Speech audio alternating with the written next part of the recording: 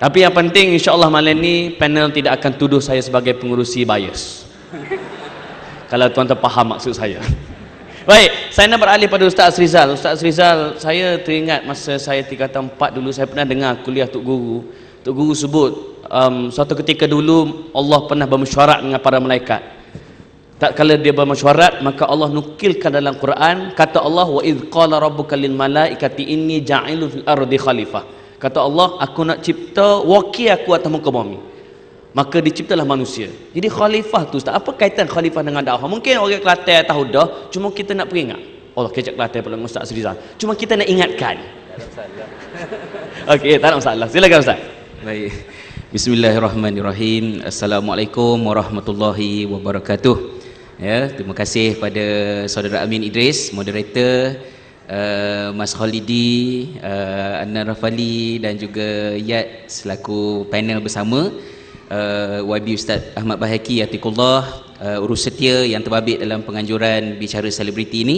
Seterusnya ikhwah dan akhwat, khususnya rakyat daripada negeri Kelantan, ahlan wa sahlan wa marhaban bikum. Sebelum saya jawab soalan itulah ya, bila saya war-warkan bicara selebriti ini di Facebook saya, ada ramai orang komplain.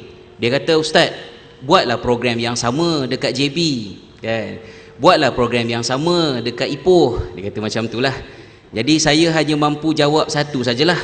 Kalau anda mahu bicara selebriti berada di ibu negeri anda, anda kena pilih kerajaan seperti kerajaan negeri Kelantan. Ya.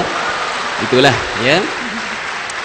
Dan saya rasa sangat gembira kerana kerajaan negeri Kelantan konsisten meraihkan para selebriti, saya bukan selebriti ya, para selebriti dalam bentuk yang sangat berharga, iaitu sambil memberi kita juga menerima ya, kita berkongsi.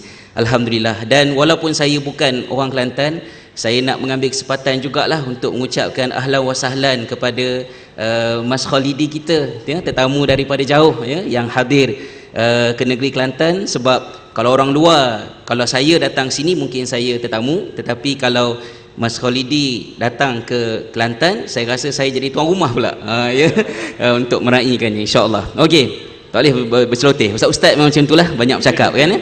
Okey, baik.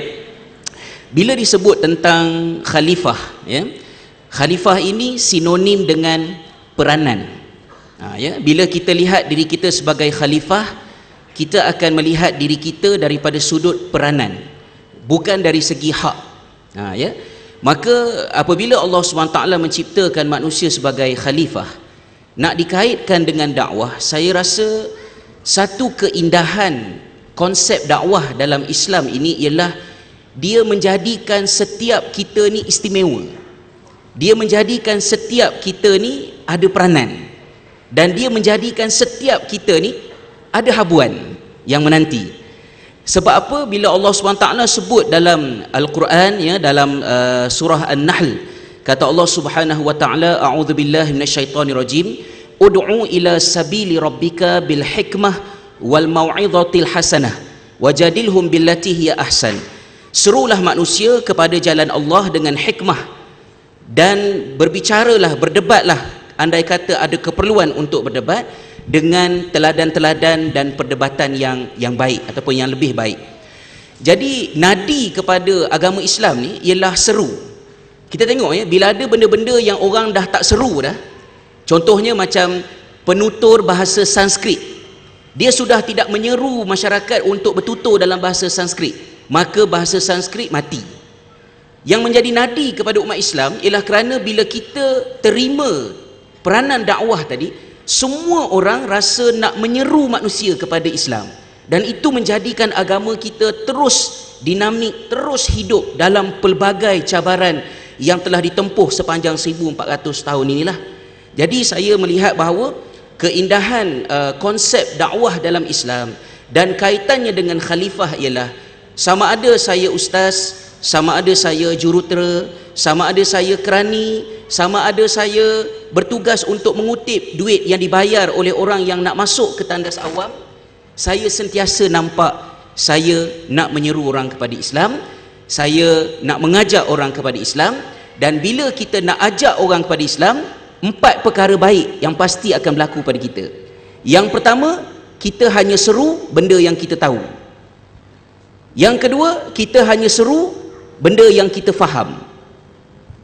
Yang ketiga, kita hanya akan seru benda yang kita berbangga dengannya. Dan yang keempat, kita akan menyeru dengan sesuatu yang kita sayang kepadanya. Maka bila kita mula sahaja buat kerja dakwah, kita akan mula tambah pengetahuan. Bila kita mula sahaja buat kerja dakwah, kita akan tambah kefahaman. Bila kita mula sahaja buat kerja dakwah, kita akan semakin bangga dengan keislaman kita. Dan apabila kita buat kerja dakwah, kita akan bertambah-tambah sayang dengan agama kita, dengan Tuhan kita, dengan Rasul kita, dengan diri kita, dan seterusnya dengan saudara-saudara kita.